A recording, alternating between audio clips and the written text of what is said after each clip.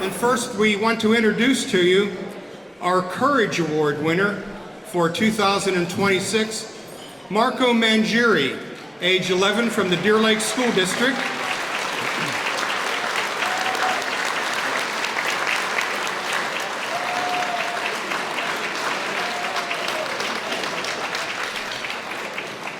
Marco was stricken with leukemia at a very young age, and he has now surpassed the 5-year mark where his leukemia is considered in remission.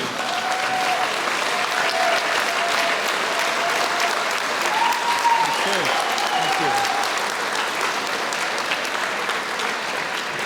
you. Young Marco is an overachieving 11-year-old. He's managed to make it to the 5th grade with honor roll status. He'll be starting 6th grade in the fall. His favorite subjects are math and vocabulary. Marco plays baseball, flag football, and basketball. Basketball is his favorite. His tournament team traveled to Penn State University in March. Marco was the ball boy of his brother's varsity football team and also an honorary captain this past year. His biggest athletic accomplishment is that he's alive and healthy enough to play the sports he loves. He is a coachable player who listens, learns, and practices when no one is watching. In the 3rd grade, he received the Mr. Slobato Award. This award is given to a student from each grade level who is courageous and kind and has positive leadership skills. He is a member of the Children's Hospital Survivorship of December 2025. His hobbies include fishing, swimming, playing sports, and going on adventures in the neighborhood with his friends. Organizations include the Deer Lakes Youth Baseball Association, Youth Basketball, and PISA Flag Football. Marco volunteers at a local pediatric cancer foundation called Noah's Legacy Foundation. He also volunteers at Our Lady of the Lakes Church's yearly fish fry. And Marco in the future is considering a path in the medical field. He is interested in both forensic pathology and sports medicine. So the scoreboard reads right now, Marco Mangieri 1, leukemia nothing. Let's hear it for Marco Mangieri.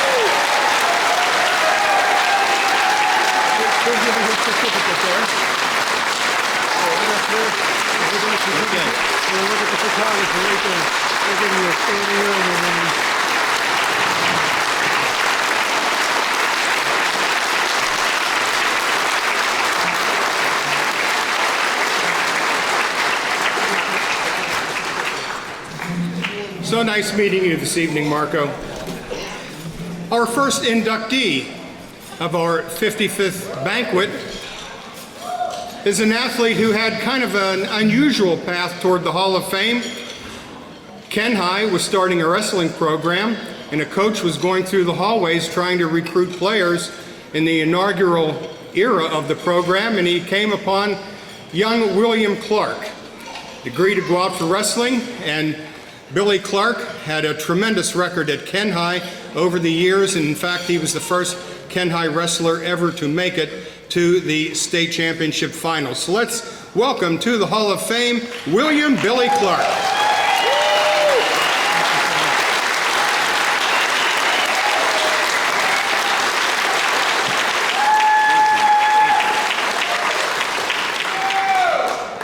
Thank you, George, I appreciate it. First, I'd like to thank the panel for nominating me.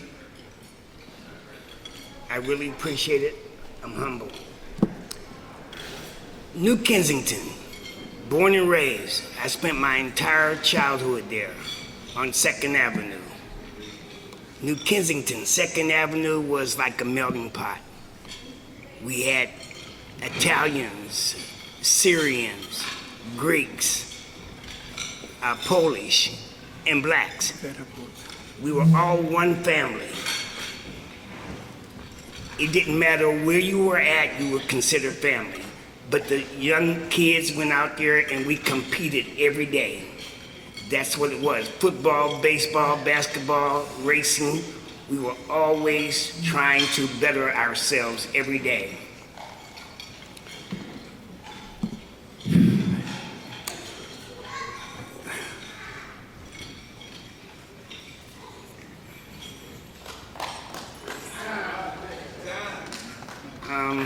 Let me think here. My journey started in high school.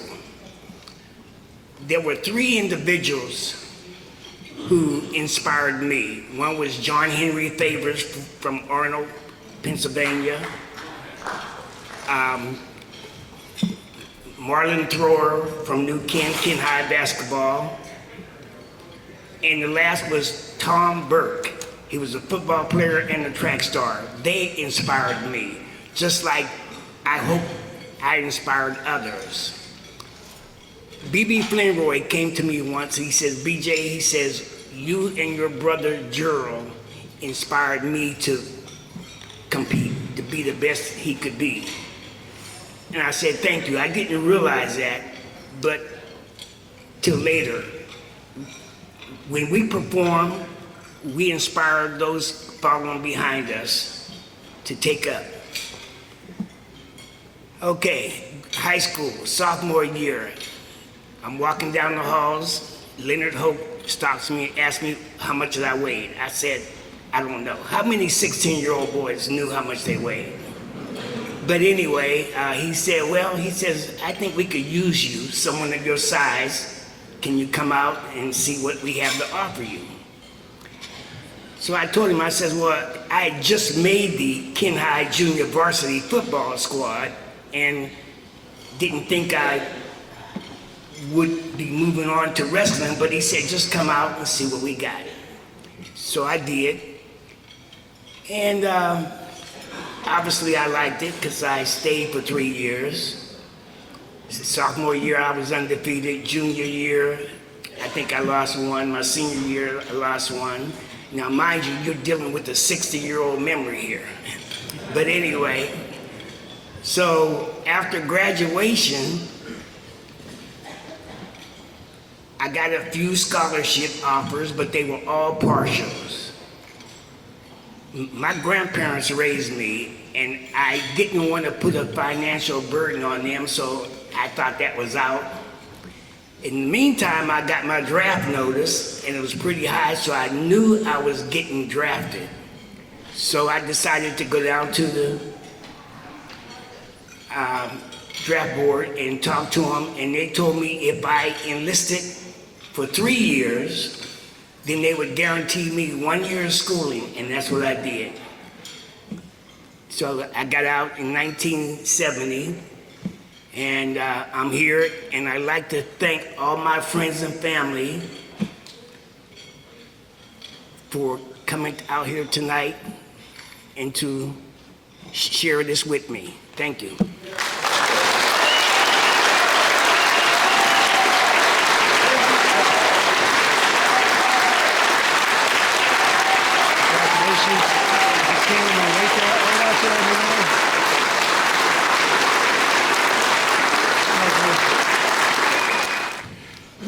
Let's meet a couple more of our high school students, which we're recognizing tonight. The Valley News Dispatch Offensive Football Player of the Year, Tevin Owen Kratzenberg, and the Defensive Player of the Year from Plum, Landon Eichert.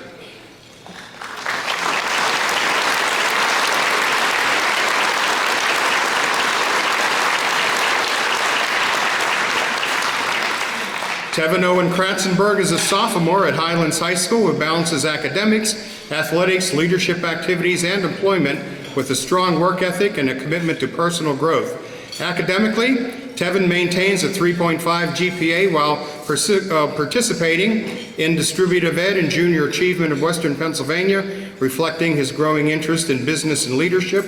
Athletically, Tevin had an outstanding sophomore football season as a running back for the Golden Rams, rushing for over 1,700 yards and scoring 27 touchdowns. His performance earned him recognition in the 2025 Valley News Dispatch Offensive Player of the Year, first Team All-Conference running back honors in the Allegheny 7 Conference, and selection to the KDKA Sports Radio Super 7 watch list for Week 6 of the 2025 season. In addition to football and academics, Tevin works part-time at Fox's Pizza Den, where he continues to develop responsibility, teamwork, communications, and leadership skills. His hobbies include training, fitness, football development, and spending time with family and friends. Tevin Owen Kratzenberg.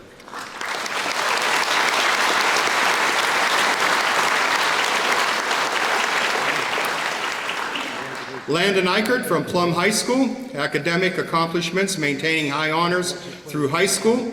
Athletically, 4-year varsity letterman in football, team captain, 115 tackles in his senior football season.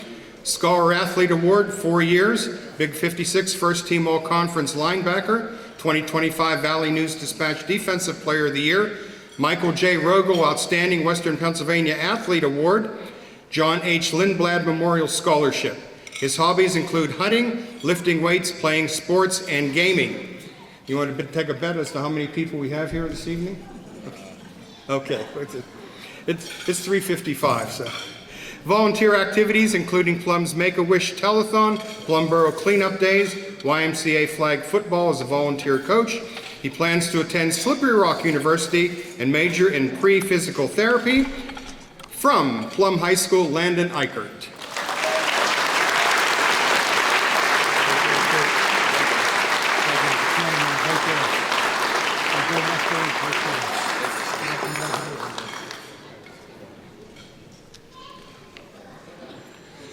Our next inductee this evening came on the high school football scene in a big, big way. His first varsity start as a sophomore in 1979, caught the winning touchdown pass in the Valley game against Highlands, which is always has been big.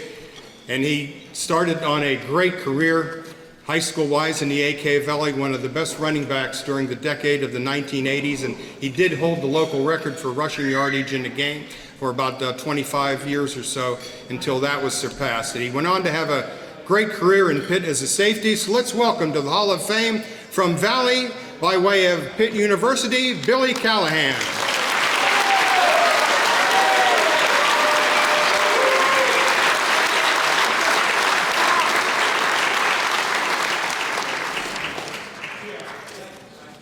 Thank you, George. Wonderful introduction. Congratulations to all my fellow inductees. I'm proud to stand here beside you. First of all, I want to thank God for allowing me to have such a blessed life. To my family, thank you for showing me how to love and how to be loved. To my high school and college teammates that are here tonight, thank you for teaching me what brotherhood and true friendship looks like. I love you guys. To my brothers in Christ that are here tonight, thank you for mentoring me in my journey. I will always be indebted to you. To all my New Ken friends here tonight, thank you for the lifelong support you've given. You have no idea what that means to me.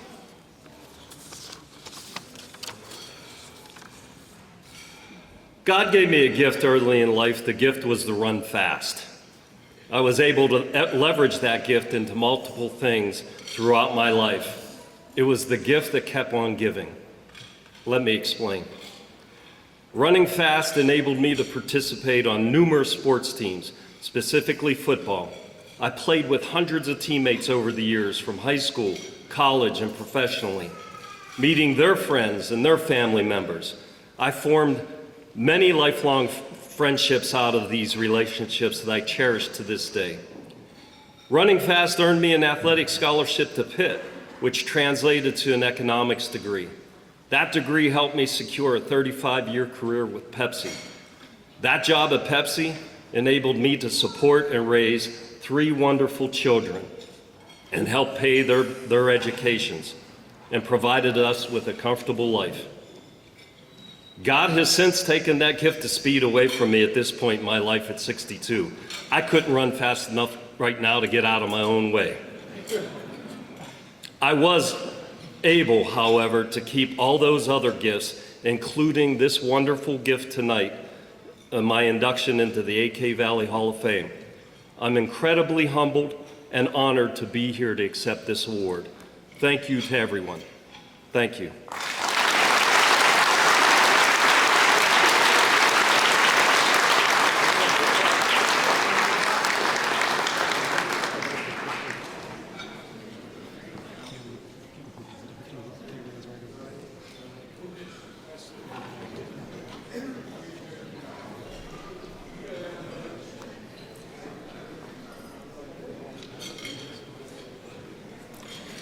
Our next inductee, also excelling on the defensive side of the football, Jeff DeSantis was two-time All-Conference at Borough High School. He went on to Geneva College in Beaver Falls, where he had an outstanding career. And even though he hasn't played for Geneva in about 40 years, he still is among the leaders defensively, all-time career in tackles and defensive performances. In fact, he capped his career off with an NIAA All-American mention. So let's welcome to the Hall of Fame, Jeff DeSantis.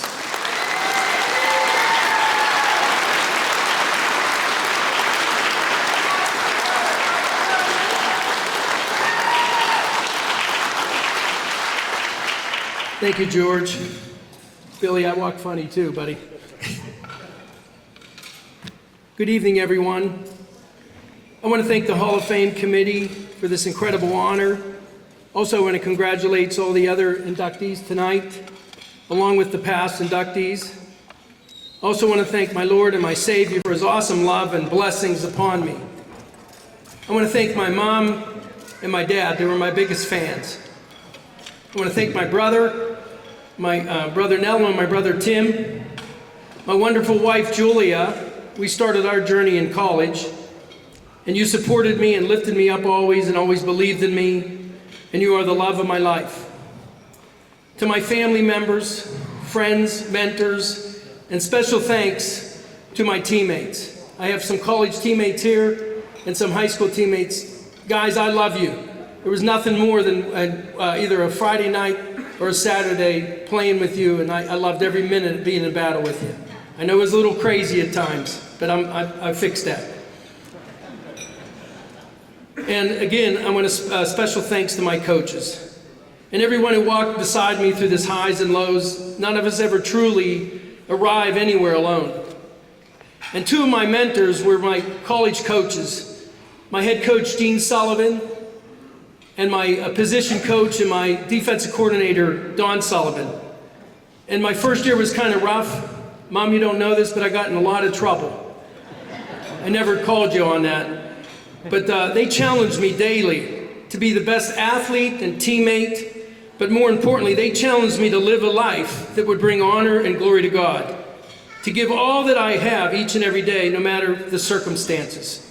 So I stand here before you today, and not because simply of the hard work or perseverance, but because of the blessings I have received. God created me to play this game called football and blessed me with many gifts.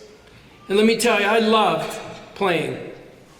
And I even loved practicing. I know I said practice. And I loved hitting my opponents on the team, even if a few times I hit them late after the whistle. But one thing football taught me was to overcome setbacks and challenge me how to even enjoy successes. And I also learned that great mentors, they push you physically, mentally, and spiritually. And everybody needs a mentor. We all face giants and trials in our lives. And let me share a quick story about you, one that I had overcome when I was a freshman. And my dad will remember this story. My mentor in college, one of my teammates, was our captain, Eddie Hartman. Some of you might know that story. But Eddie was a senior quarterback. He got injured. He was coming back. He was getting married in the summer. And I stayed with my father in Ohio, and the former head coach at Geneva College was with me. The phone rang. And on that was my head coach. And he said, "Hey, Jeff, are you and Gino planning on going to the wedding?" And I said, "Absolutely." He said, "Well, I got some bad news." He said, "Eddie was killed last night. The night before his wedding, a drunk driver tried to take the life of his wife and him because of an argument. So he went down a down ramp while Eddie was coming up down that ramp, and he hit him head on. In that car, he killed Eddie. He killed a good student, friend of ours, Keith Myers, and also crippled our center and our backup quarterback, and also injured one of Eddie's friends. And going through that, there was a lot of hard times for me that I had to endure. And I had to learn how to get through that.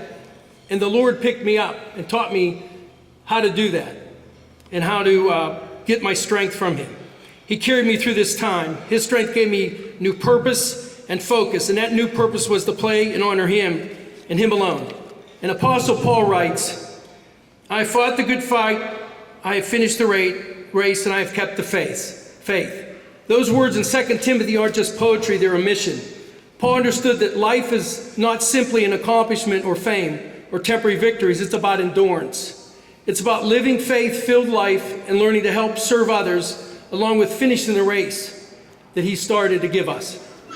This event changed my perspective completely, and it changed me. I stopped asking how I become more successful and pointed everything to me. And I started asking, how can I become more faithful? How can I make my teammates better? How can I serve people? And how can I serve my family and my friends?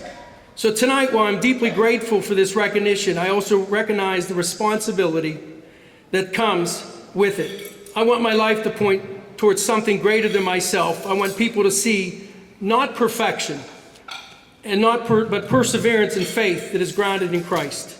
So my challenge today, and this is the coach that comes out in me and also the captain.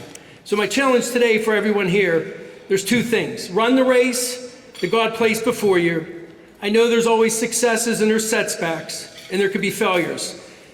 There will be moments where you feel weak, but God does some of the greatest work in us in these moments.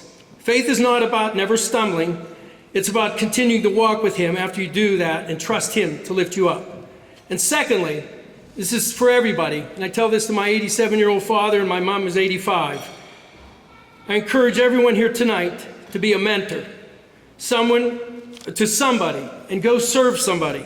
You're never too old, you're never too young for these young athletes to go mentor someone and pour yourself into their lives. So thank you again for this incredible award, and may God bless all of you tonight.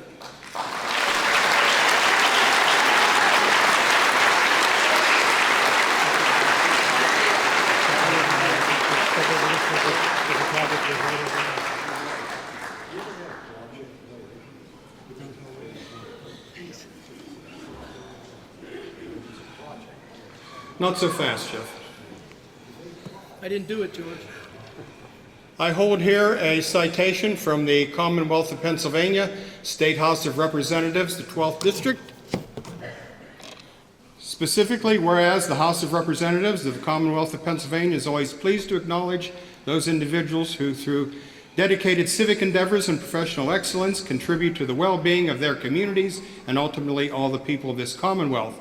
And whereas Jeffrey Michael DeSantis is being recognized for his induction into the Allegheny-Kiski Valley Sports Hall of Fame as a member of the class of 2026 and in tribute to his exceptional athletic accomplishments, leadership, and enduring contributions to the sport of football. Whereas a distinguished graduate of Borough High School, Jeffrey Michael DeSantis, established himself as one of the outstanding football players in the Alle-Kiski Valley during an exceptional scholastic career. A 3-year starter for the Borough Buccaneers, Jeffrey earned all-conference honors in both his junior and senior year. He concluded his high school career in memorable fashion with the inaugural football rivalry between Borough and neighboring Valley High School, leading Borough to a dramatic 7-6 victory. And he continued his success at his alma mater, Geneva College. He excelled as a linebacker and became one of the premier defensive players in the National Association of Intercollegiate Athletics. Continuing on, coming from the 12th Legislative District of Butler County, Pennsylvania, most recently represented by Stephanie Scialba, to vote this Commonwealth citation.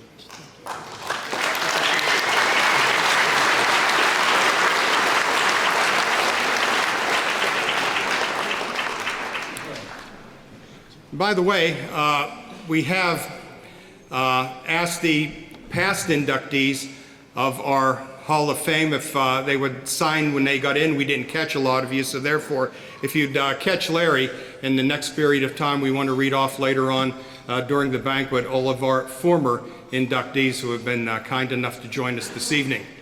Our next inductee is someone who never did something that has never been done and will probably never be done again, a goalkeeper on 2 WPIAL winning soccer teams in the same calendar year. Now back then in 1965, soccer was a spring sport, but the PIAA decided to make it a fall sport later on that particular year. Springdale came back and won it again, and the goalkeeper for both of those rises to the championship is our next inductee. Let's say hello to Springdale's Dave Fortune.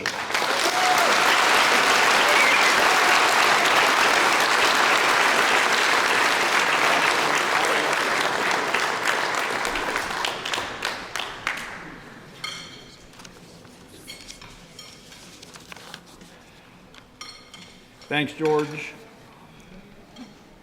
And thanks to the Hall of Fame committee members, especially two fellow Dynamos, Larry Lutz and Timmy Baz.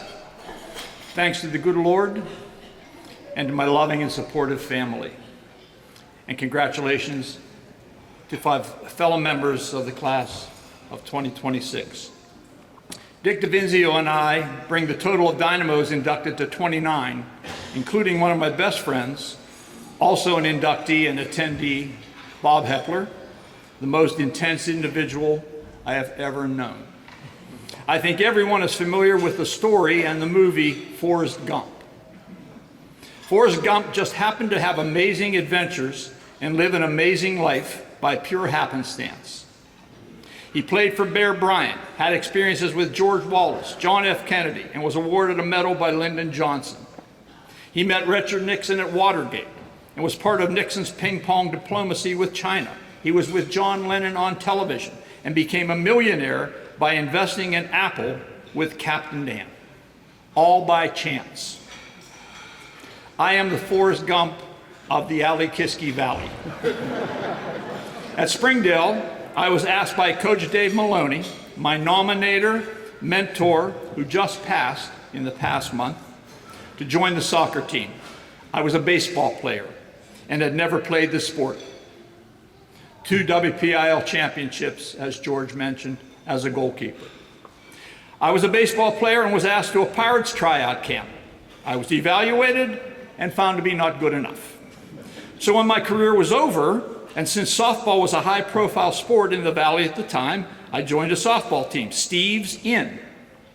We weren't any good, but Joe Pippo Falsetti identified me and invited me to play for his premier team, Golf Oasis, which became Edna Hotel. As a result, I was a teammate of Hall of Fame inductees Gene Collodi, Abby Morrow, Pat McHenry, Joe Nonchick, and Whizzer White.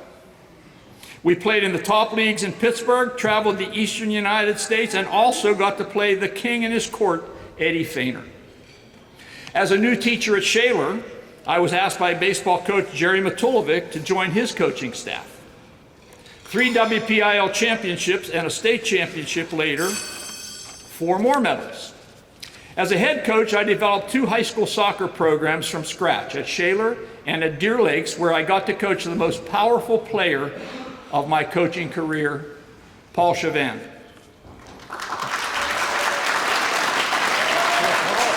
But it was as a helper, an assistant coach, that I channeled Forrest Gump. When our son was Ben was playing at Fox Chapel, Mark Perry invited me to coach with him. 3 more medals, including another WPIL championship. His team, and Ben as a goalkeeper, also set a state record with 15 consecutive shutouts, a record that stood for 28 years. 2 of Mark's captains, Thomas Cavanaugh and Craig Morrow, are with Mark tonight. Later, another good friend, Mike Zolnicek, said he had a 12-year-old son who wanted some goalkeeping help. Would I help? Michael Jr. became an all-WPIL goalkeeper and a Division I starter at Robert Morris and Jacksonville. His high school coach, Cesario Sanchez, invited me to join his Springdale High School coaching staff. Another medal.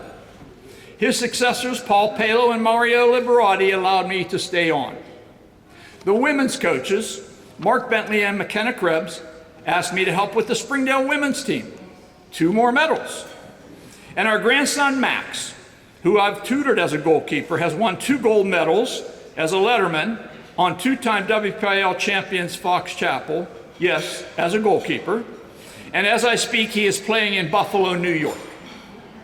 I've also been honored to have seen 2 of our Shaler players inducted into College Halls of Fame. Eric Kaiser in the Ring of Honor at Slippery Rock, and Michael Bacasa as a Golden Panther at Pitt. Like Forrest Gump, I have led a charmed life.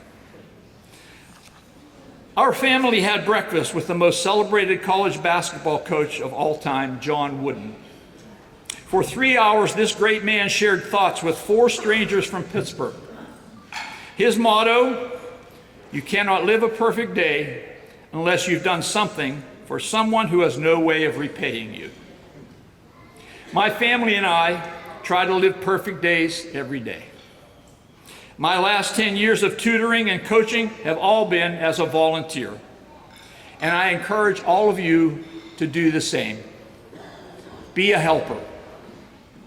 Like Forrest Gump, I have been blessed to fall into or be invited into coaching life situations where I could help others succeed. I was blessed to be along for the ride. Thank you for allowing me to fall into another.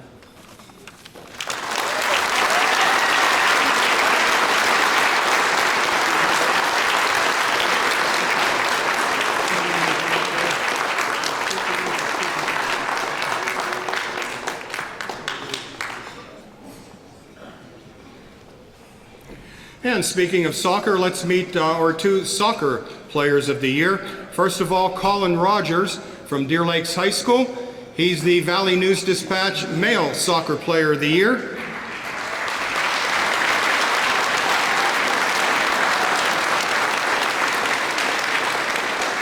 And Emily McKee from Fox Chapel High School. Emily is the Valley News Dispatch Female Soccer Player of the Year.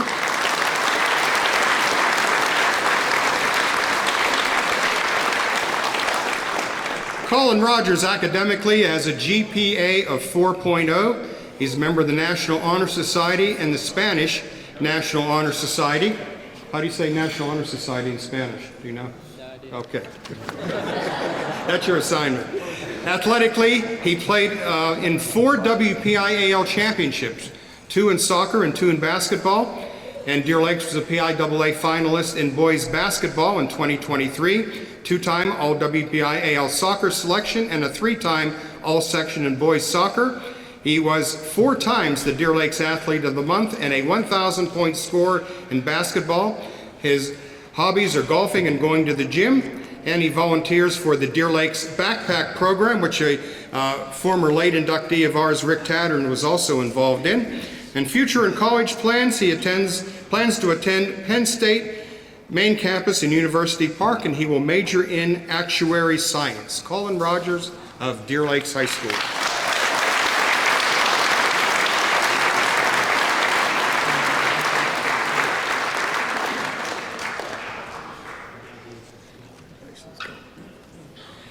Emily McKee of Fox Chapel has won high honors at Fox Chapel with a 4.0 GPA. Athletically, freshman year, she was a WPIAL 4A champion, the first in 38 years, and she was a leading scorer, all WPIAL and all section. Her sophomore year, Fox Chapel again made the finals and were the runner-up. She was the leading scorer of the Foxes that year. She was All-State, All WPIAL, All-Section Post-Gazette Player of the Year, the Trib High School Sports Network Girls Soccer All-Star, and the Post-Gazette All-Area Soccer Team, and a finalist in the Most Outstanding Player of the Year award. As a junior, she was an All-American, All-Region, All-State, and All-WPIAL, and won the coveted Mo Rosensteel Player of the Year. We mentioned Valley News Dispatch Player of the Year, Post-Gazette Player of the Year, WPIAL champion in 3A, second time in 3 years, and she has reached the 100 goal mark. In varsity basketball, for 2 years, she's led Fox Chapel's team, and she made the Big 56 junior year second team. Her hobbies include spending time with family and friends, and she loves going out on her family's boat in the summer. The organization, she's vice president of Best Buddies. She loves being involved and getting so much back from the friendships that she has made with the kids in the group. They do the polar plunge together, run a coffee shop at the high school, and also she runs in unified track with the group. Volunteer activities include holiday meal deliveries, the math pentathlon at Kerr Elementary, and a new student orientation at the high school group along with Best Buddies. And she's already declared for Pitt, where she will major in science, engineering, or accounting with the Panthers. Emily McKee from Fox Chapel High School.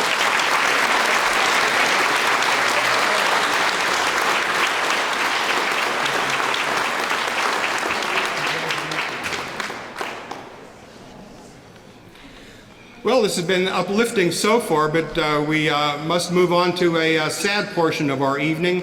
We have had 5 former inductees who passed away over the last year since we first met.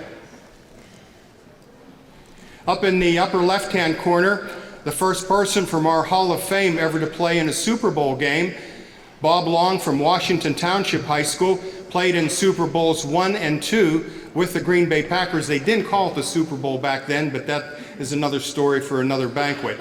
But he played for the Green Bay Packers for a number of years and later went on to Washington when Vince Lombardi left Green Bay and went to D.C. And he passed away living in the Wisconsin area this past year. In the center, we've already been introduced and had Dave Maloney spoken of, the great high school soccer coach from Springdale High School, led the Dynamos to 9 WPIAL titles. And on the upper right-hand corner, one of our oldest inductees at the time he was brought to one of our banquets, Harry Shorty Kreitzer, graduated from Freeport High School, but quit Freeport after his junior year, went off to fight for our country in World War II, came back and finished his education at Freeport and had a long and successful athletic career in baseball scouting and coaching. Harry Kreitzer passed away this past summer.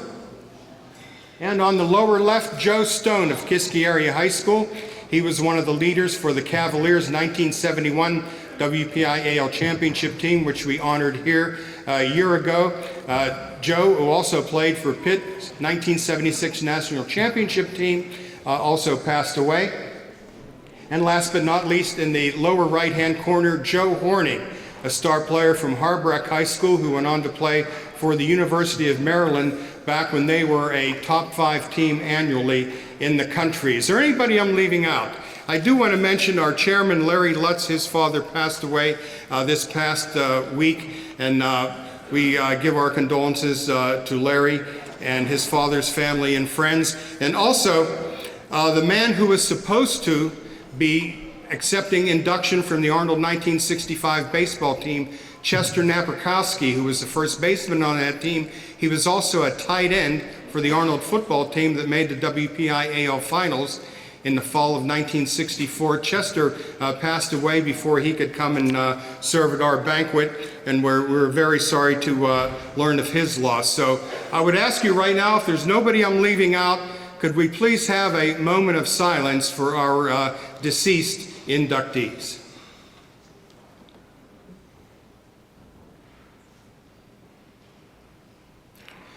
Thank you very much. Our next inductee for 2026 kind of rewrote the girls soccer record book at Kiski Area High School, coming on with a big freshman year and continuing from there. She's also giving back to her community after a successful career at Indiana University of Pennsylvania. She's now coaching whenever she could find time, taking care of her 5 children. So let's welcome to the Hall of Fame, Crystal Heder-Kosecki.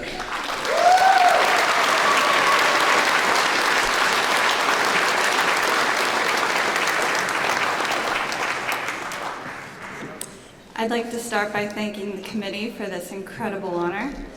I never imagined being recognized like this, so for the young people, when you're young and playing, you don't really think about being remembered decades later. So this is an amazing experience for me, and I'm very proud to be a small piece of Alle-Kiski soccer history. When I got the call from Mrs. Haney, I was honestly in disbelief, and I said, "Are you sure?" And she said, "Kid, I believe in you, I'm proud of you, and you deserve this." And those words meant more than I can explain, and even now, hearing that from someone that I've known my whole life and that I have the utmost respect for means everything.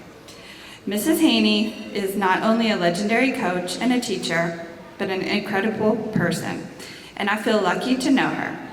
Mrs. Haney, I hope you know how much your belief in me has stayed with me. I want to thank all the coaches and teammates. I was so fortunate to have coaches who pushed me, believed in me, and helped me grow, not just as a player, but as a person. I was lucky to play with teammates who became lifelong friends, and we shared practices, the long bus rides, the wins, the losses, the memories, and all of that I'll carry with me. I'll forever be grateful for all of those bonds. I was incredibly blessed in my life to be coached by one of the most legendary coaches ever, my dad. He was not only my youth coach, but also my college coach. My dad was there through every stage of my playing career. He spent an unimaginable amount of time training my sister and me, always believing in us, encouraging us, and pushing us to be better. At the time, I don't think I fully appreciated everything he was doing for us. I just knew he expected a lot. Now, as a parent myself, I understand it completely. I will always appreciate the time, the sacrifice, the patience, and the love he put into all of it, and how much he believed in me enough to push me beyond what I thought I was capable of. I cherish the time we got to spend together at soccer. Thank you, Dad, for always believing in me. My mom was always there behind the scenes making everything work. She rearranged schedules, made sacrifices, drove us everywhere we needed to be, and never missed a game. She was the steady support behind all of it, and I know none of this would be possible without her love and encouragement. Mom and Dad, thank you for everything you gave me. I will always be grateful for your love and sacrifices. I also want to take a moment to thank my sister, Vian. She has been by my side from the very beginning. We grew up going through everything together, including all of Dad's intense training sessions that we thought we could never do. And I'm just super grateful that I got to share that experience with her, and I would be completely lost without my sister. I want to thank my Castle community, who is the Kiski Area Youth Soccer League. They have always supported me and cheered for me throughout all of these years, and they're amazing. And the encouragement and kindness from that community has meant so much to me.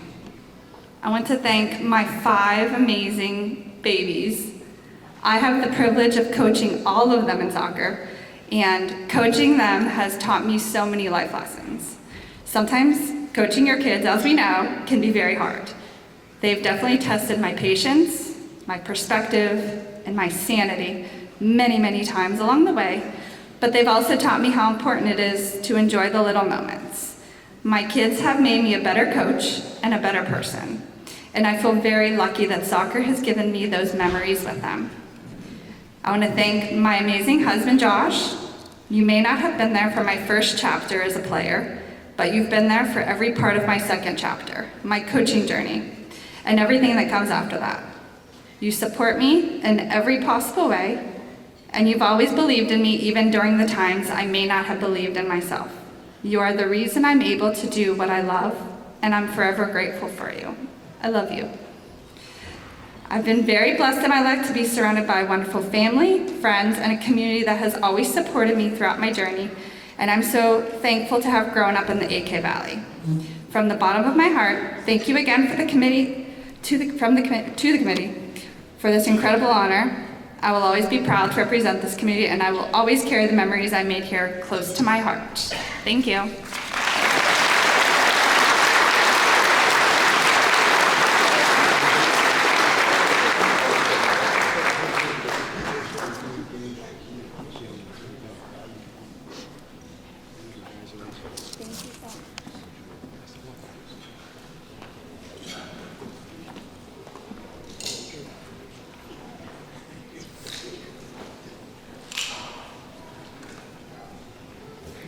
We're very pleased this evening to have about a dozen or so former inductees who have joined us this evening. And as I mention your names, if you could please stand, and if we could, for the sake of brevity, hold our applause until all have been mentioned. First of all, Tim Basilone from 2005, Diane Haney from 2022, Bob Hepler from 2017, Fred Paganelli from 2024, Larry Lutz from 2016, B.B. Flannery from 1997, Tony Recchia from 2024, Tom Solly from 2023, Mark McLeod from 2013,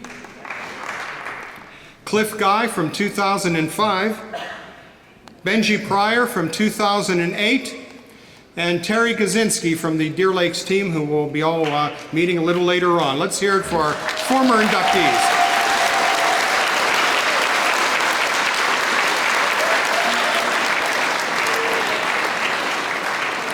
Hey, is there anybody I'm leaving out?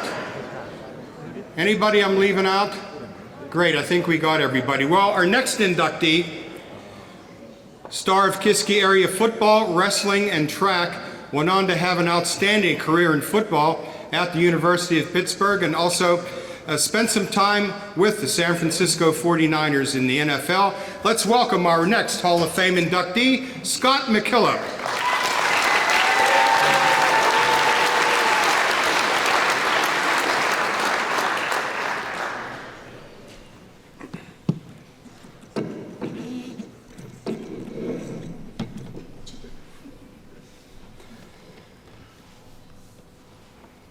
Standing here tonight is something I never could have imagined growing up. Being inducted into this Hall of Fame is an incredible honor, and there are so many people who have helped me to become the person I am today.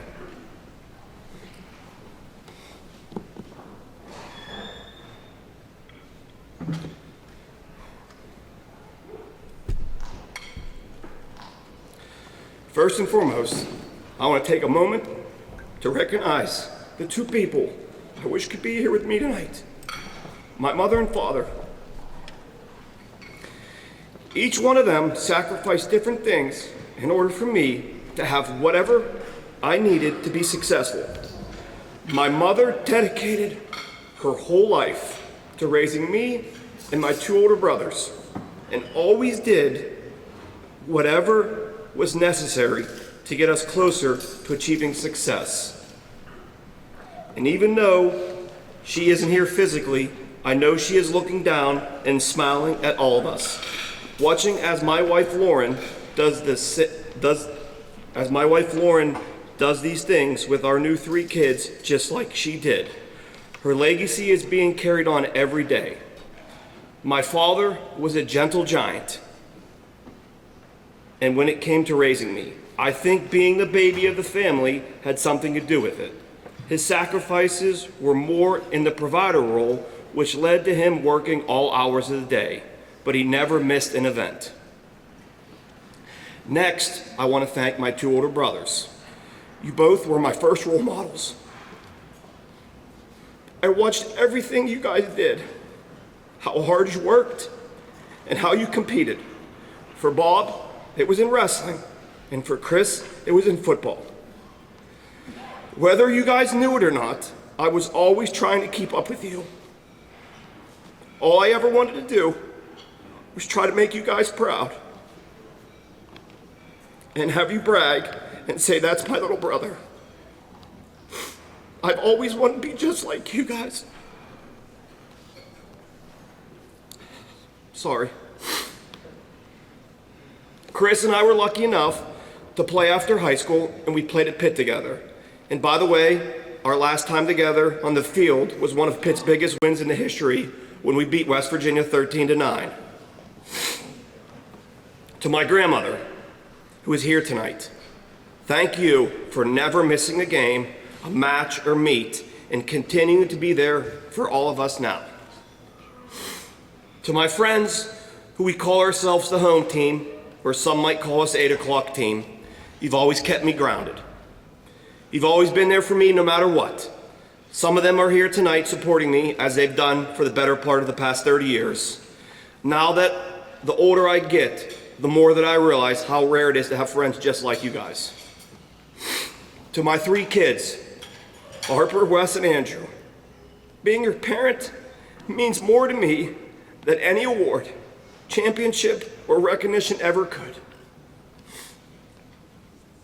Last, but certainly not least, I'd like to thank my wife. Even though we weren't together for these athletic accomplishments, I know you've heard enough about them, and you've always helped me remind how all these years really were. I'm thankful for this and you every day. I love you. Thank you.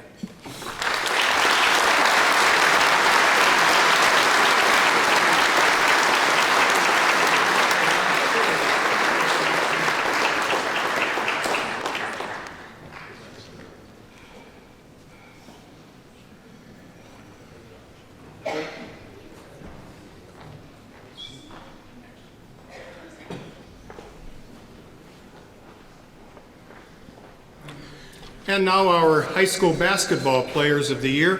First of all, from Deer Lakes High School, Evan Moore.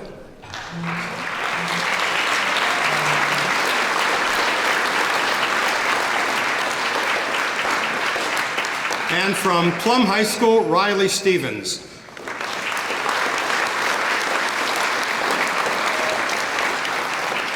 Academically, Evan Moore was on the honor roll all 3 years of his high school career and has a GPA of 3.7. And he is trained in CPR and first aid certifications.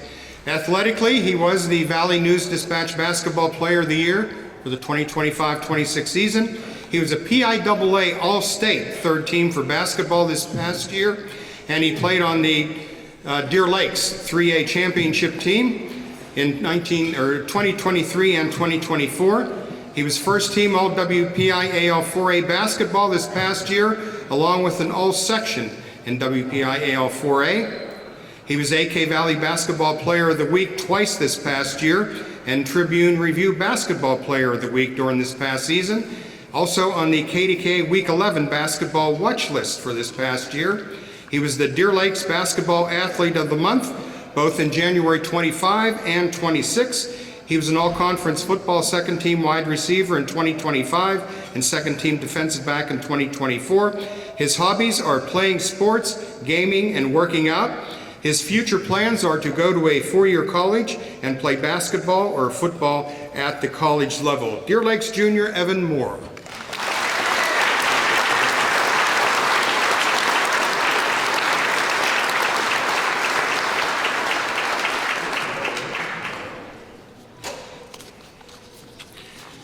Next, from Plum High School, Riley Stevens. Academically, she carries a 3.6 GPA, an All-Scholar recipient all 4 years of high school. In basketball, she was a Big 56 first-team All-Section in her senior year and a 1,000-point career scorer. She led the team to the first section title in program history. She averaged 20.2 points per game during their senior year and a Big 56 second-team All-Star selection back in her junior year. She played on a four-time WPIAL playoff qualifier with the Mustangs and was AK Valley Girls Basketball Player of the Year, as we mentioned. In softball, the Plum softball team is currently excelling, and she was a two-time Big 56 first-team All-Section, 300-plus career strikeouts, one-time Big 56 second-team All-Section, and the four-time playoff qualifier in softball, too. So she's had a lot of postseason activity. Award she's won: the KDK Super 7 Class 5A Girls Basketball Player of the Week finalist, Big 56 Class 5A Section Player of the Year this year, and the AK Valley Girls Basketball Player of the Year, as we mentioned. Her hobbies include hanging out with friends, playing sports, and listening to music. Volunteer activities include coaching at the YMCA, and she plans on attending Slippery Rock University with a major undecided as of right now. From Plum High School, Riley Stevens.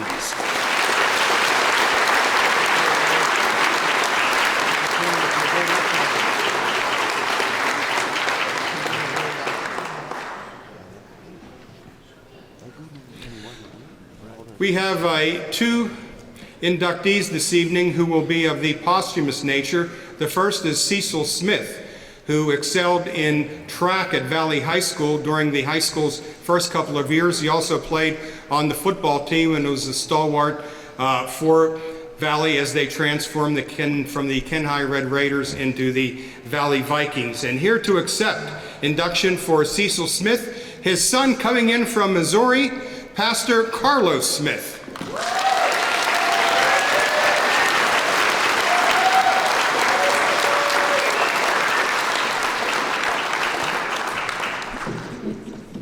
Good evening, family. It is an absolute honor. Can y'all hear me? Okay, there we go. It is an absolute honor to stand here on behalf of my dad and accept this award and his induction into this Hall of Fame. And I want to thank the committee for remembering him, celebrating his legacy, and giving me the opportunity to stand for him. I also want to celebrate my family who's here, my sister Lisa and Tina and Selena, and my cousin Carmen, and my auntie Debbie, and my uncle BJ was actually installed tonight as well. And so it is quite the family affair. So I'm sure I missed some folks out there, but I want to celebrate my family as well. So I just want to share briefly that it's a little ironic that I'm the one accepting this award on behalf of my dad, because I would hear my dad talk about, and I would hear my auntie Debbie and my uncle BJ, they talk about how, man, when Cecil would come around the track, his hair would be flowing in the wind, and the girls would be falling and fainting and falling out, and and then it was like this legendary thing. And as a kid, you're like, yeah, whatever, man, sure. It's like, okay, Dad. It's like Al Bundy, if anybody remember being with children. 4 touchdowns in one game. You hear it and you don't hear it. And then I got this call to receive this award, and it is just an absolute honor to be able to stand here on behalf of my dad. And it's also ironic because a point of contention in my dad's and our relationship was my size and my lack of interest in sports. My dad is in the article that was published in the paper. My dad was 5'9", and I'm not, clearly. And so he wanted me to follow in his footsteps, and he actually saw the promise that I had in the neighborhood, on the court and on the football field, but I just didn't have the love for it that he had. And so he actually showed up. He forced me. It was by force, under duress. He forced me to join the football team. I was an offensive guard. I actually did pretty good, but I didn't love it as much as he did. I also feel like being an offensive guard, I didn't get enough shine. I didn't feel like, And then he forced me, loving force, of course, to wrestle. So I wrestled for one semester, and after wrestling the semester, I was begging to go back to the football field. That was the toughest thing I ever did. But I just wanted to say the reason why my dad wanted to push me so much, it wasn't just that he was trying to relive his glory days through me. He would always tell me, Carlos, you need to have more discipline. You need to be disciplined, and sports builds character. It will teach you to be the man that you need to be. And at the time, I'm be honest, I wasn't giving him a lot to work with. I was going through some stuff. My dad was not only an incredible athlete, he was also a 25-year veteran of the Detroit Police Department. And based on some of my behavior, I was on my way to being one of his clients. And so he told me, man, you don't want to see me on that side of things. It won't go well for you. But my father, when I think about his greatest accomplishments and all the incredible things he did, I think so much. I'm grateful for his sports legacy. I'm so grateful to stand here on his behalf. But I'm be honest with y'all, my dad has been gone since 2016, and I think about him every single day of my life. Because my dad, even though he was an incredible athlete, an incredible police officer, my dad was, if any position he played well, he was my biggest cheerleader. And I'm gonna tell you why that matters, because I didn't always give him a lot to work with. My life was not of such a nature that I looked like I was promising or that everything was gonna work out. And yet my dad, in one of the lowest moments of my life, when I was messed up, I was depressed, I was in trouble in school, I had failed the 10th grade, my dad looked me in my face and said, Carlos, you are gonna be a great man. And so here's what I would like to say. If you want to honor my dad's legacy, I celebrate everything he accomplished on the football field, on the track. In Detroit, he was a downtown beat cop. I celebrate just the fact that he survived doing that for 25 years. But I heard the term, I heard people talking about mentoring. And I would encourage you to mentor and speak life into the people and into the generations that are to come. Speak life into the young men and women, especially those who don't look like they're going to amount to much. Your words of encouragement, whether you're a coach, whether you're an athlete, whether you're a pastor, whether you're a mentor, whether you're a Shriner, whoever you are, those words of encouragement can actually speak life and call forth life out of someone who may not look like they're going to end up like much. So I'm so grateful today. Thank y'all for loving my dad. I'm so grateful for the New Kensington community, and thank y'all for loving and celebrating his legacy. God bless you all.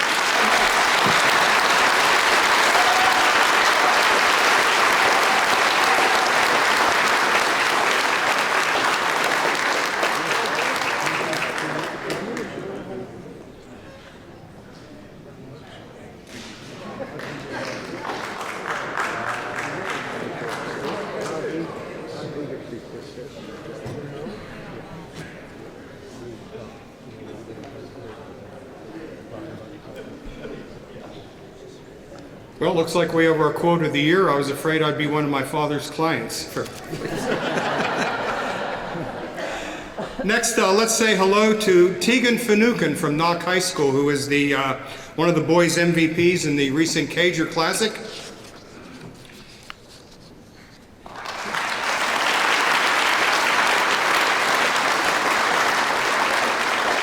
From Knock High School, Tegan, academically, he was on the high honor roll from 9th through 12th grade. He's a member of the National Honor Society, the National Society of High School Scholars.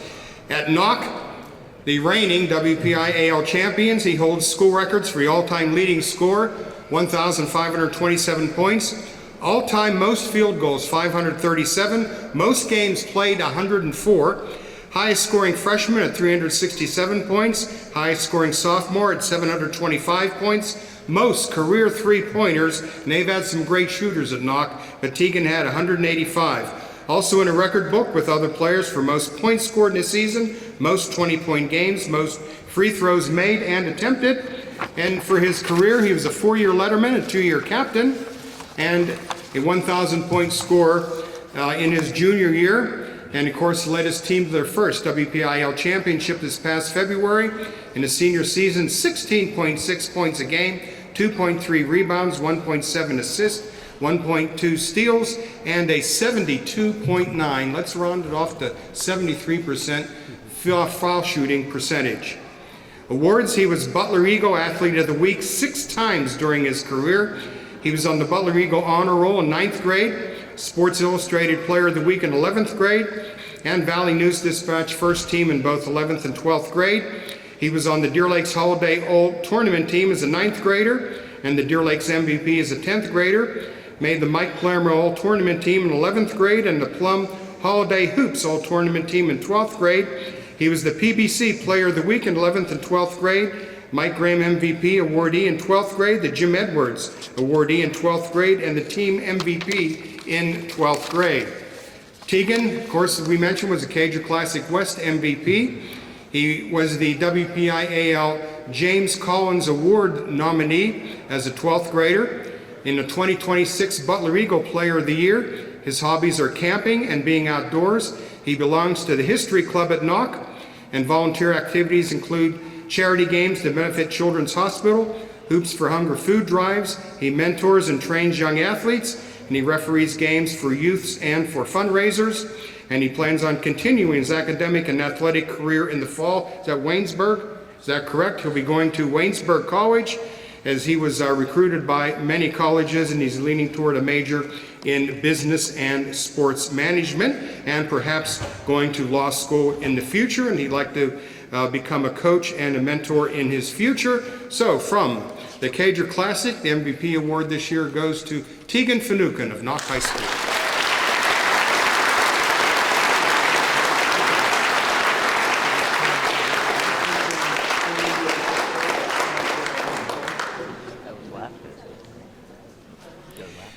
And Andrew Gettinger was the other male MVP. He's not with us this evening, so we'll get his award out to him. Our next inductee, again from the posthumous side, Dickie DeVenzio was one of the most tremendous basketball players ever to come out of this area. He dazzled fans for the couple of years he was at Springdale, leading the Dynamos to numerous victories over much larger schools. Springdale decided to play up in classification, and they beat schools 3-4 times their size, such as Penn Hills and Gateway.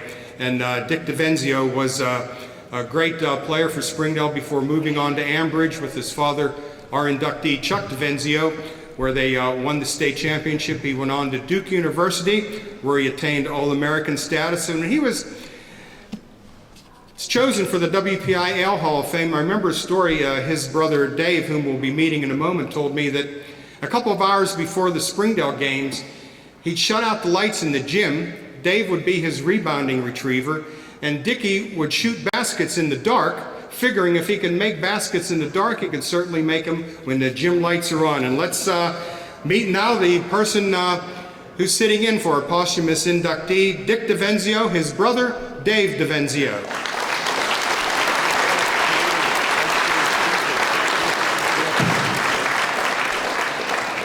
everybody up here, it's tough to know what to talk about. We get 5 minutes, what are you going to talk about? And when you're representing your brother that's been dead for 25 years, you think, what am I going to talk about? So I thought maybe I'd talk about my family. My father's in this as a coach, my brother now as a player. I had another brother that was smart, but then I thought, what the hell happened to me? I played, I'm not in this Hall of Fame. I coached for 50 years, I'm not in any Hall of Fames. And you're going to find out here in a couple of minutes, I'm not very smart. Dave mentioned the movie Forrest Gump. I'm going to mention the movie Twins. You ever see the movie Twins? Schwarzenegger got all the good DNA, and DeVito got all the crap NA. I'm DeVito.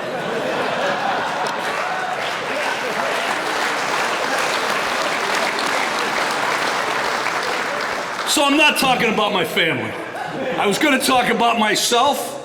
You didn't want to hear that. I took an ad out in the program. You only have to turn one page. I have to do some plug for myself. I do a podcast, turn one page. Check us out sometime. If you're offended by the F word, you might want to steer clear of that thing. Hepler, I'm not using the word. How about that? So I'm going to tell you one story about my brother. And this was, nobody knows this story. It was the early 70s, and he had already finished playing his 4 years at Duke, and he had played 1 year of professional basketball in Europe. And I was with him, and I was about to enroll at Kent State University, where I was about to embark on a really lousy basketball career and a 6-year drunken binge.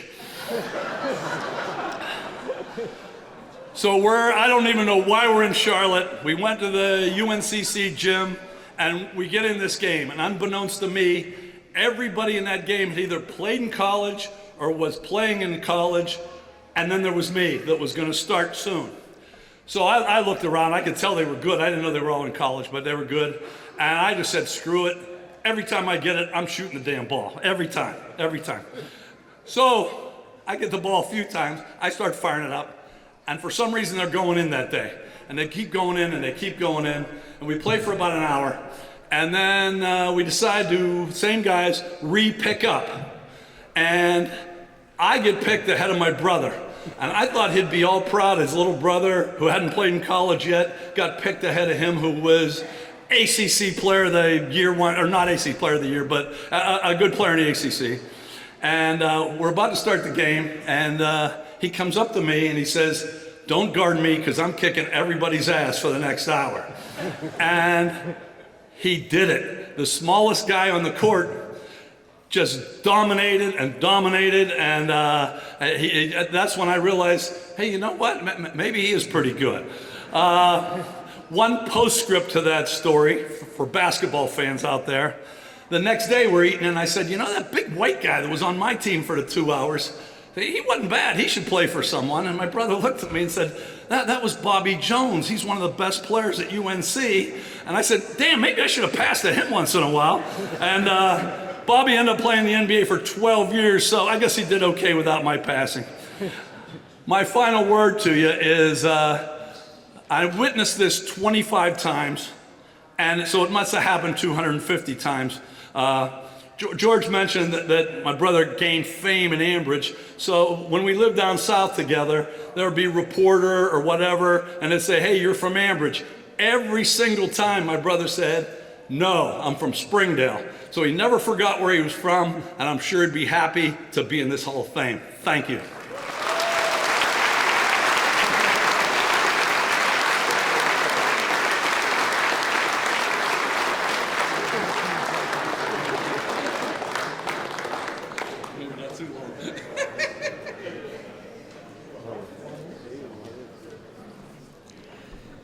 All right, let's meet our final two students of the evening from Freeport High School, Jasa Gaylott. Jasa, academically, she's a member of the National Honor Society in both her junior and senior year. And athletic accomplishments overall include her nomination for a Triathlete Award. This event is scheduled for this coming Wednesday, May 20th. Volleyball, she played 6 years. in the 2022 WPIAL in the state championship at Freeport, 2023 second in the WPIAL, voted JV best setter her sophomore year, made second team all-section her junior year, voted varsity best setter her junior year, best teammate her senior year, and team MVP senior year, and was a team captain and was selected to participate in the We Serve First All-Star Classic, started by Tim Toy and Ellen Toy, a posthumous inductee for our organization. And this was back in December 6th, and her team won that tournament. She played 14 years of basketball, was a JV MVP, 2022-23, four-year letterman, three-year starter, team captain in 2 years, and was selected to play and was the MVP in the Cager Classic. In track, she participated 4 seasons at Freeport in 3 events, the javelin, the discus, and the shot put. 4 letters in track, earned over 115 points in 4 years as a track standout for Freeport. And we mentioned she was voted JV best setter her sophomore year in volleyball, second team all-section her junior year, varsity best setter in her junior year for volleyball, best teammate senior year, and team MVP, and also MVP in the Cager Classic. Her hobbies are hunting, fishing, and working out. And volunteer activities include volleyball and basketball mini camps, and she has been accepted at the UPMC Mercy School of Nursing. Jasa Gaylot from Freeport High School.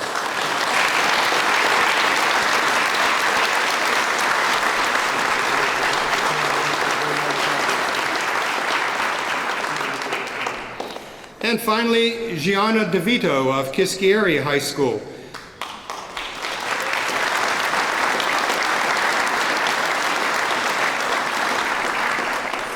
Gianna is a National Honor Society member and earned high honor roll status at Kiski Area in grades 9 through 11. She has rigorous advanced placement classes and a 4.2 GPA, athletic accomplishments in volleyball, 3-year varsity letterman, team captain the last 2 years, Big 56 first team in 2025, All-Conference in 2025, second team All-Conference in 2024, selected to play in Queens of the Burgh, Westmoreland County Coaches Association All-Stars, and the We Serve First volleyball tournament.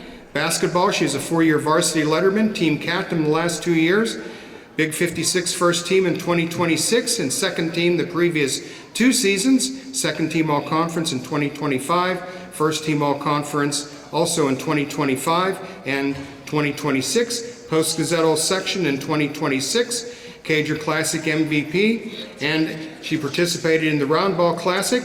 A 4-year varsity letterman was Gianna. In track and field, Westmoreland County High Jump Champion in 2025, the Igloo High Jump Champion in 2026, and a WPIAL medalist in 2024. Indoor track and field, 5th place in the high jump at the States in this past year, and state qualifier last year. TSTCA medalist in 2024 and 25, and a runner-up in 2026. 11th place in the high jump in the New Balance Nationals, and she played flag football this past year, a new girls sport in Pennsylvania. She was a team captain and a Big 33 Steelers All-Star Team selection. She was a Westmoreland County Scholar Athlete finalist a few weeks back at their banquet. She's MVP of the tip-off tournament and, of course, in the Cager Classic. And her hobbies include fishing, camping, and dancing. Organizations she belongs to: Student Council, the True Club, Active for Animals, the Horticulture Club, the Bocce Club, and Cavalier Bakery. Volunteer activities include being a part of the Key Club, a math tutor, and Liberty Aid, and she plans to further her academic and athletic career at Bucknell University, and she plans to major in education and minor in sports management, so she will continue her performance on the track and field team for Bucknell. From Kiski Area High School, Giovanna DeVito.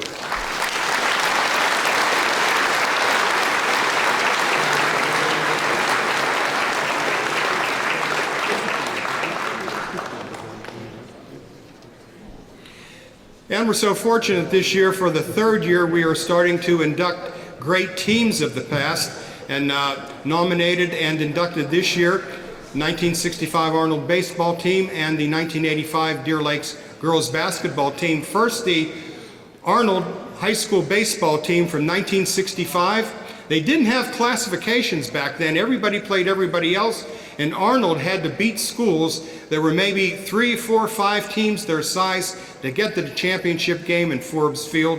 We mentioned that Chester Napakoski was supposed to accept induction for the team before he passed away. So we present to you the catcher from the team. Let's say hello to John Mazer.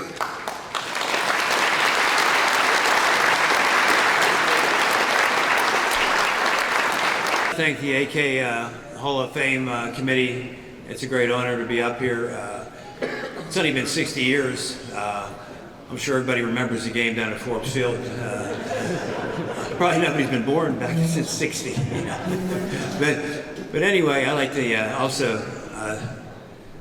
thank the inductees for being here and all of you in the audience. It's a great honor. I'd like to talk about our coach first, Coach Marino. He's been inducted in the Hall of Fame a few years back. He was a great coach, motivator, tough, really tough. I was talking to some of my teammates, who I'm going to introduce each one because we haven't seen each other for 40 or 60 years and have been all over the country. Chester, well, first of all, Chester Napakoski, him and I were going to be here together. And it took us about 4 months to contact and reach everybody, but we were able to reach almost everybody, and those that are still surviving are here, thankfully. Well, Miss Chester, we're best friends from 7th grade on, talked to each other every week, and it was just unfortunate he's not here tonight. But however, his wife is here. I'd like for her to stand up. Bonnie Napakoski, please stand and give a tribute to her.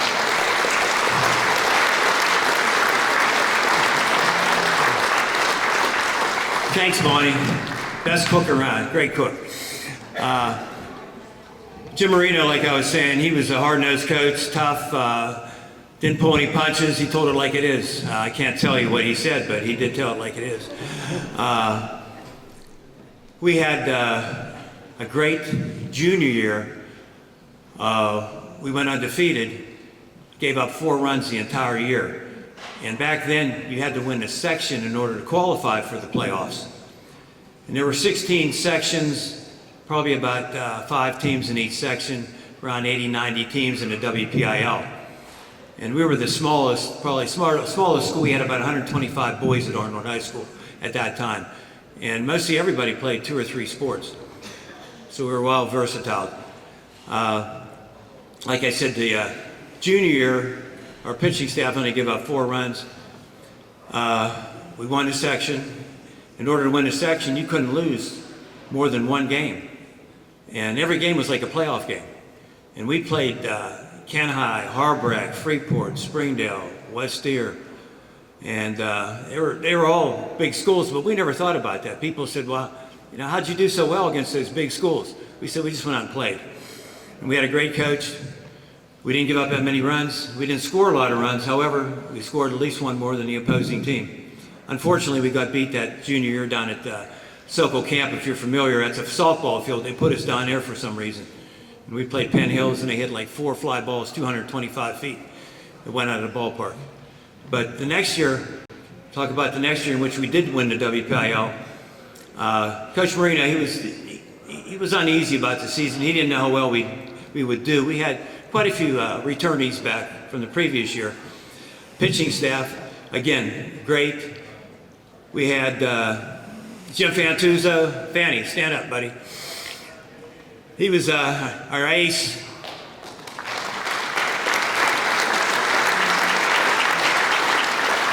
He beat Beaver Falls in the championship down at Forbes Field.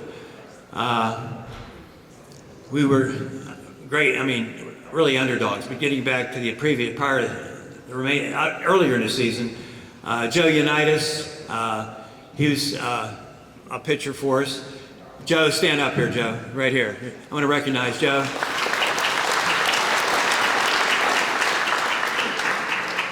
Came down to the last game of the season. We were playing Harbrecht. We had 1 loss, and Harbrecht had 1 loss. Whoever won the game goes to the playoffs. So it's Joe's turn to pitch. And Coach Marino in a locker room before we took the bus over to Harbrack. He said, I'm going to have Joe start. We're in the locker room, we're sitting there. He said, I'd like to have Fanny start, but he said, I'd rather have Fanny come in for Joe than Joe come in for Fanny in relief. So anyway, Joe pitched a no-hitter. 7 innings, no hits. So we won the section and qualified for the WPIL playoffs. We beat Gateway in the first round, Greensburg in the first round, Gateway in the second round. Third round, we won, and then the last takes us down to, North Hills was the second game, and again, the second game, Joe pitched again, was 1 out away from another no-hitter, back-to-back no-hitters, 14 innings. 1 out away. He still blames me for calling the wrong pitch on that day, but we won that, qualified. Then we went to Forbes Field, and we were facing a left-hander. His name was Jim Suskowicz, Jumbo they called him. He hadn't lost a game since Little League. He was averaging 14 strikeouts a game, and we were big underdogs. I remember our parents, there was a place called Gustine's, and they were down there placing money on the game against Beaver Falls, and fortunately we won. Fanny threw a fantastic game. We were down 1-0, and they thought the game was over. And then we came back. It was a big play at the plate. Ellen Baroni was our center fielder, and he threw a runner out at the plate. Bang, bang play, 1 hop to me. We got him out. We scored a run in the first or second inning, and then came back in the 5th and knocked them out of the game, and eventually won the game 11-1. So that was a great accomplishment. Playing at Forbes Field, that was big back then. And like George said, there was no classifications. Everybody played in one classification. So you had to win. If you didn't win your section, that was it. It was all over. And again, it was a great experience. Played with had great friends, great players over the years. I want to introduce the players. They're the ones that made it. I mean, I was just one part of it. John Ciccarelli. Chick, stand up, please. John Ciccarelli. He was our...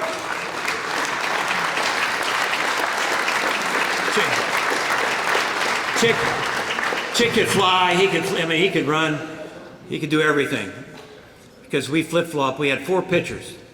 Like I said, Jim Fantuzzo, Joe Unitas, Tony Silvestrin won 2 big games for us. Tony, stand up, Tony.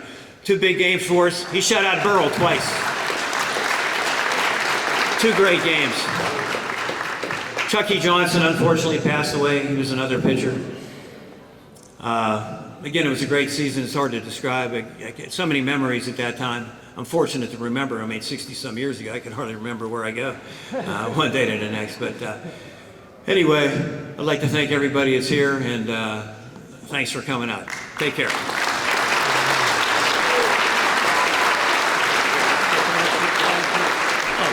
Excuse me, I forgot. I wanted to introduce all the players here. Frankie Martin, where are you at? Frankie, stand up. Frankie Martin Jr., stand up, please. Here he comes. Yeah, that's Frankie Martin. All right, here he comes. He's out having a beer. Eddie Solomon, please stand up. Eddie, where are you at? You here? Okay. Danny Coyle, our third baseman, is here. We introduced, let's see, that's everybody. You guys any, no, I didn't miss anybody. That was it, hopefully. Oh. Who did I miss? Dan, oh, I'm sorry. Danny Barbie. Danny. Our center fielder. Sorry, Dan. I should remember Dan. We taught together for like 20 years down in Valley. And Dennis Mara. Denny. Thanks for coming up from Florida, Denny. Appreciate it. Joe Unitas came up from West Virginia. Tony Silvestrin flew in from Arizona. So, again, thanks. Take care. Thank you.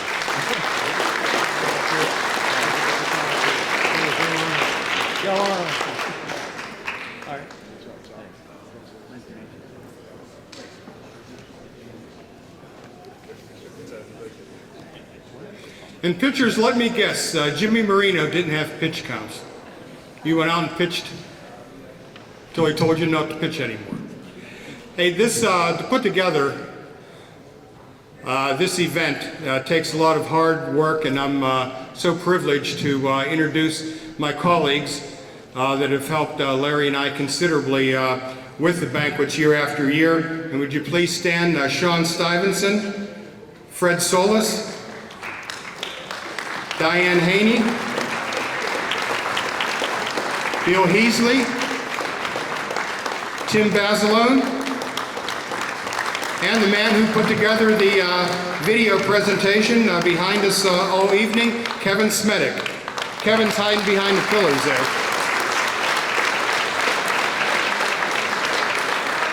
Thank you. And to close out tonight's program, another underdog story of a team that made an unbelievable comeback. Tony Recchia. Well, Tony Recchia is here too. Sorry, Tony. Tony's an old inductee. Thank you so much. Deer Lake's basketball team made it to the state finals in 1985, and to date, they are the only girls basketball team from the AK Valley to win a state championship to this date. And we'd like to introduce the coach of the team and the maestro of the 1985 Lady Lancers. Let's welcome Coach Don Favero.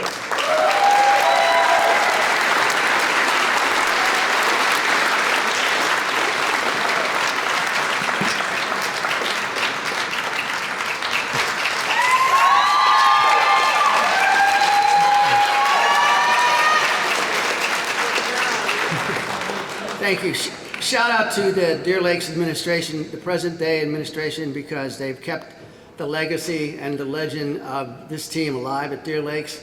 The principal, the athletic director, the school board, faculty and staff, really thank you. I know the girls thank you too.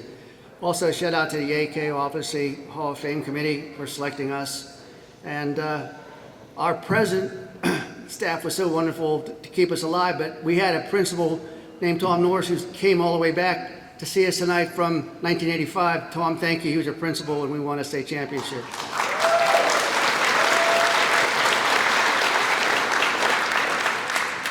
I want to thank my wife, Janie, being a coach 35 years, and being a high school principal at Greensburg Central Catholic and Godwell Catholic. I mean, goodness gracious, she put up with so much, and I want to thank her for her support. Assistant coach Casey Laddish, I want to make this as plain as I can. We built this state championship team together. We built it together. Thank you, Casey.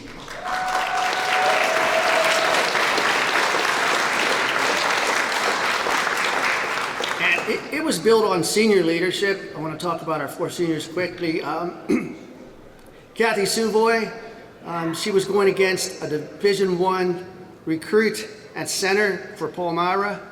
And Kathy would tell you that she wasn't a Division I player, but she outplayed her. She outplayed her. Kathy Suvoy, we wouldn't have done it without you. Thank you so much, Kathy Suvoy.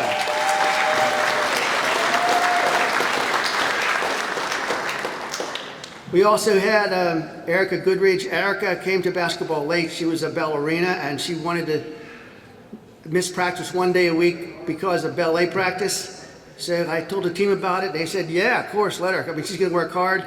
You never saw anybody spin dribble down the baseline like a ballerina, I'll tell you that.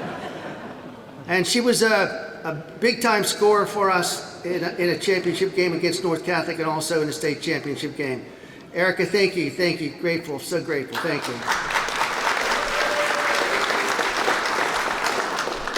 Missy Overly, the other starting senior guard, is not here tonight, and she played a key role. She was really a tough kid. She did so well. And then we get now to someone called Terry Gazinski, Dr. Terry Gazinski. Her husband helped me get here because I could barely walk, only because the Freeport coach, Tom Sully, kicked me in the knee because he's so upset about us being here tonight. But anyway, Terry Gazinski saved us over her 4-year career so many times, probably the fastest guard in the state of Pennsylvania in the 1980s. And she was just terrible the first half. We went into the state championship halftime with Palmyra's community. They were 4 miles down the road from Hershey Park screaming, "Deer meat, deer meat, deer meat." And Terry was just flat, terrible. Terrible. And I told Casey at halftime, we were hearing this Deer Meat cheer from Palmyra. I said, you talk to the team. We're not changing anything. We're going to tighten up our traps. I'm just going to talk to Terry. And I'm going to talk loud enough so everybody hears. And I asked Terry if I could tell this story because we've never told the story. What did we say at halftime to totally turn this game around? And I said, Terry Kaczynski, there's a player out there with your name who doesn't look like you. She looks like she doesn't care. She looks like she's afraid. I went on and on and on. And Valerie Chauvin, one of our players, told me it was the best speech she ever heard because she knew no one ever talked to Terry like that before. And I just said, don't take the floor, Terry, if you don't think we're going to win this game, because we are going to win this game. And that goes for everybody. Don't take the floor. Don't come out in the second half if you don't think we can win the game, because we are going to win this game. So we took Casey and I leave. Casey talked to the girls that he was supposed to. And we're coming up for the warm-ups, and I'm talking to Stacy McCaskey, and I said, where's Terry? And she said, she's not coming out. And I thought, what an idiot I am. Yeah. Then she comes out. She kicks over the water bucket, which was ice at one time, but it was all water. Okay, officials come running over. We can throw a technical on you. I said, she tripped. Can't you see? She looked like the famous junkyard dog that you used to go past when you were a kid. She looked like her teeth were showing and everything. And she said, hey, coach, I'm ready. Okay, so we take the floor, and in the third quarter, we reduced it to a singular number. I think we were 5 or 6 points behind at the end of the third quarter. And they're looking around saying, the other team's looking around saying, who's this girl? Who is it? You know? Because they had a Division I point guard too. Terry just outplayed her. And the other seniors kicked in, and the game went back and forth in the fourth quarter. We finally tied the score at 43-all. And I don't know, 12 seconds left, something like that. Palmyra had the ball. And I thought, for sure they're gonna hold it for the last shot. But we played a defense where we doubled everywhere we could. And so we doubled this point guard who's a Division I, and she travels. And then we have the ball out of bounds on the sideline on the other side of the floor. And Terry gets the ball. We didn't take a timeout because all we wanted was Terry to have the ball. And we've run this play 1,000 times at least. In fact, George Guido even said that's their favorite play. And you tell me why they didn't know what we were going to do. We ran it 1,000 times, and I knew we could do it. So she dribbles down the floor like a maniac and stops at the foul line and goes up. Sean Rierick, the only junior starter, goes out and comes back in, loses her player. Ball goes to Sean. Sean banks it up. Boom, 45-43. We had the win. And it's just pure chaos. First of all, the Palmyra fans are ready to string up their coach for blowing a 17-point lead, and we're going berserk. And I went to the middle of the floor and picked Terry up, and I didn't know if she was going to kick me or what, but anyway, she just said forget about it. This team was built on commitment to win, friendship, and trust, and they had all three. I just want to say tonight, to see all these people from the past, all the families that supported us, it's been awesome. I could name so many. We're sitting with the Rierick family. I saw the Sikorsky family here, just so many families. The Chauvins are here. Honest to goodness. So anyway, what does that mean to win a state title? It means everything because nobody else has done it for 41 years. But to get to Hershey, we had to defeat two of the iconic basketball schools in Pennsylvania history. One was North Catholic.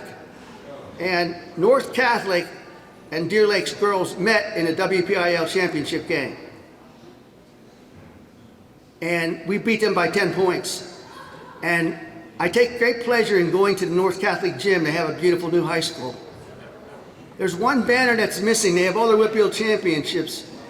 And the 1985 banner is missing because it's hanging at Deer Lakes. How about that?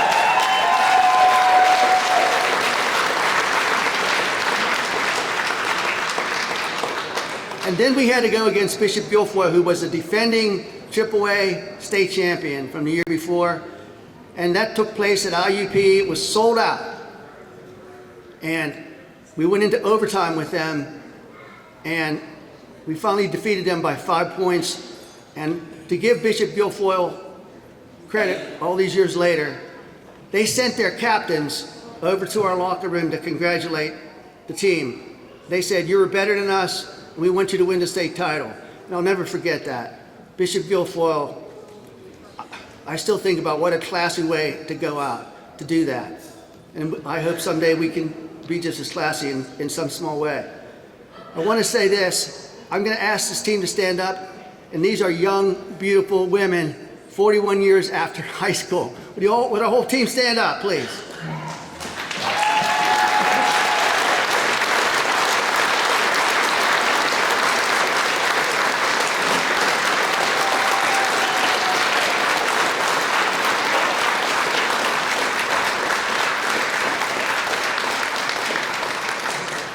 And finally, the local newspaper in Harrisburg they yelled deer meat, but they got fried cougar. Yeah! All right. Thank you.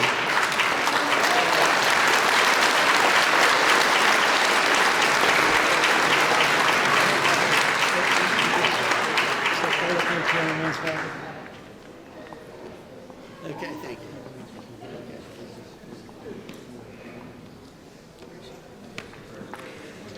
All right, your programs.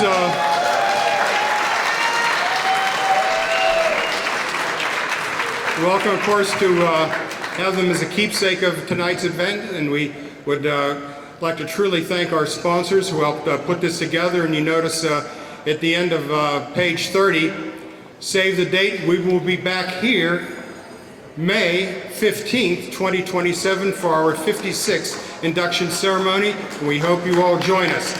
Now, to conclude tonight's program, here is Larry Lutz with the benediction.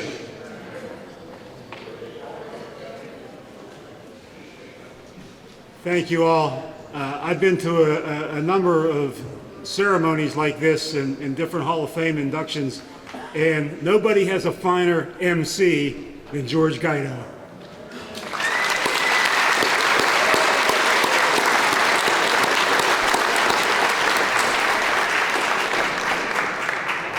He knows everybody, from the kids at the table to the inductees from the 1960s, and he puts his heart and soul into this and knows all about everybody. So give him another big hand for the great job.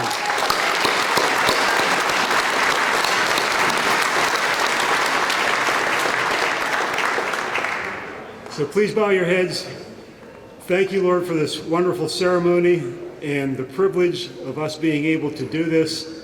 And God bless all the people who went before us, who made all this possible, and all the wonderful inductees. And thank you for setting our record crowd and having such a fine class of inductees, students, and wonderful teams. God bless all of you, and safe travels home. Thank you.